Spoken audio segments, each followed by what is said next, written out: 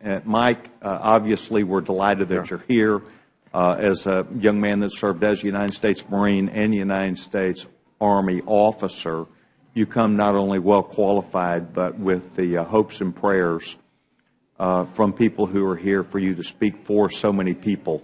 And we're delighted that you're, without objection, anything you have ready will be in the record, and the gentleman is now recognized. Thank you, Mr. Chairman and committee. I'll be brief in this. My opposition, in fact, as an Iraq War veteran, is that I certainly agree with supporting the formation of Sunni Arab militias as we had done during the surge. I agree with supporting the Kurds, but I simply cannot agree with giving further financial support directly to the government of Iraq. And I think, given the fact that, quite frankly, they're an oil-rich nation, I think our Congressional Research Service had their October figures down in terms of oil revenue at $6.2 billion to the government. So I just think that, and the recent story out there in terms of corruption in the military had reported that 50,000 Iraqi soldiers that don't really exist but were on the payroll just as ghost soldiers as a function of corruption. So I think that this is a terrible mistake. This was never debated. This issue was never debated in the House Armed Services Committee during the National Defense Authorization Act debate. It was interjected by the administration very recently and attached to this bill. And I think in the manner that this is proceeding, as a de facto conference committee report in the House and Senate, I think it's inappropriate. And I think this is offensive to the taxpayers of America to be putting more resources into a country that clearly has the ability, maybe not the will, but the ability to support its own military. And with that, Mr. Chairman, that's the amendment. Mr. Coffman, thank you very much. I would like to say to you that this, not in defense of anyone, sure, but in defense of this member, as chairman of the committee with wide-ranging responsibilities, as all members have up here, that I have been disappointed in the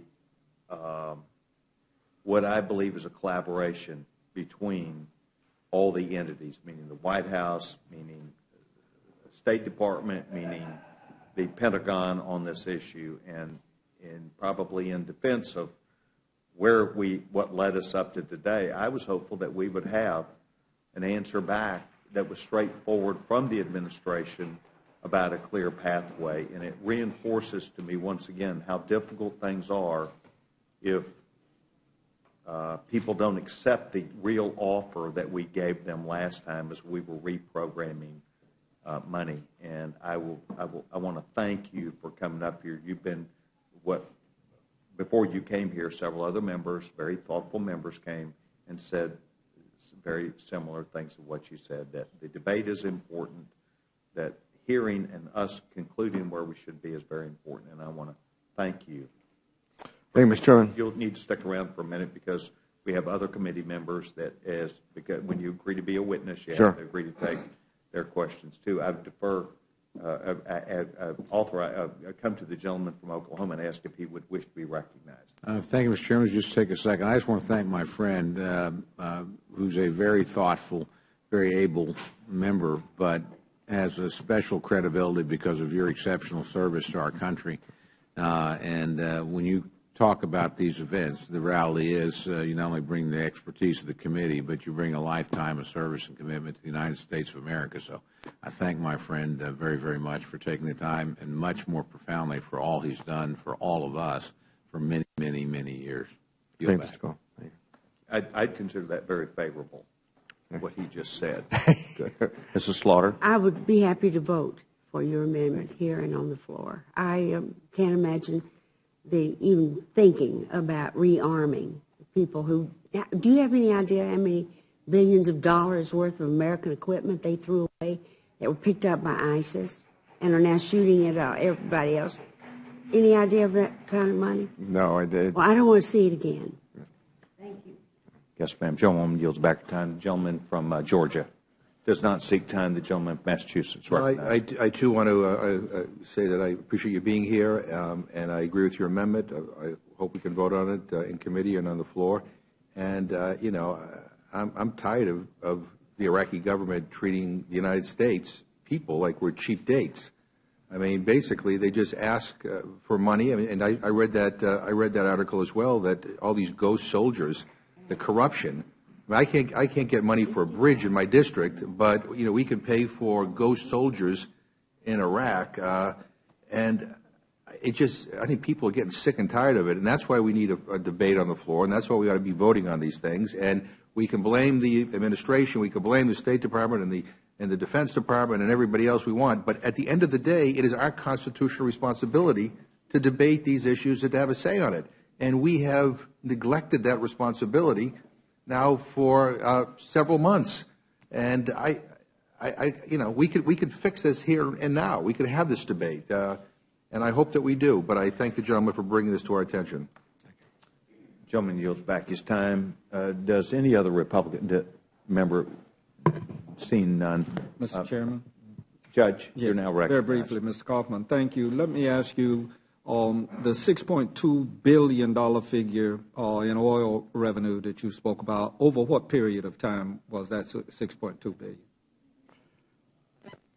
Mr. Hastings, that's in a single month, the month of October of this year. That's the point that I wanted to make, and then I just wanted to share with you a vignette from my history, beginning with the Iraq War. After we had spent so much money there, I offered legislation to have the Iraqi government repay us just for construction. Right. I had gone to Iraq with then Chairman David Dreyer, and I had seen all sorts of things where all the copper was ripped out of buildings and all sorts of things that we had paid for. So I thought it wasn't robbery to ask their government to pay us out of their oil revenue just for construction, not for overall military operation.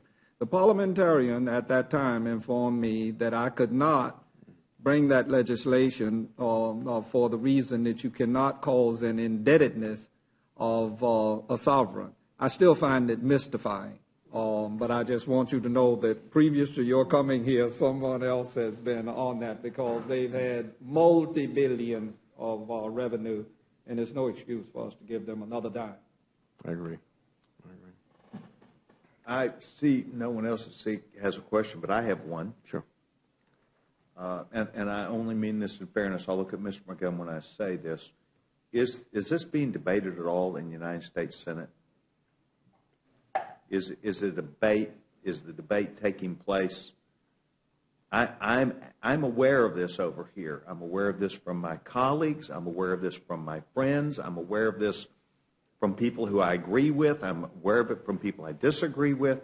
Is this taking place in the United States Senate? I don't get as much time to pay attention to them. Is this a House-side debate? I would. Yeah, quite frankly, it should be both sides debate. I agree. And, you know, and as much as I'm critical of Speaker Boehner, I'm critical of Harry Reid, too. I mean, we ought to be, I don't care, it's not Democrat or Republican. We ought to be doing our job, that's all. And neither chamber is doing their job when it comes to this war. Mr. Chairman, if I may. Yes, did gentlemen? Yeah, no, good. Since I have no life here after hours, watching the Senate debate last night. Yes, sir. You know how they get on the floor, just like we have our 5 minutes or 1 minute. There was a couple members that got up and spoke to this particular issue on the Democratic side that spoke to it. But I've not heard any actual debate other than, like I said, 1 minute or 5 minute speech. You know, I think we find ourselves lots of times where we get in our own little areas, like Doc Hastings could be here, and he would be a guy that's into natural resources. We could find somebody here that's an appropriator. We could find someone here that's armed services, and how they get into their debate and their talk. I know I'm looking at a couple members of the Armed Services Committee. Most members are into their own content, and we hear things, and I have very strong feelings also about my vote and how I think it should not have extended this far also. I just did not know if there were the other body was doing this also. Great. Mike, thank you. Congressman Coffman, Thank you, Mr. very Chairman. much. I appreciate you taking time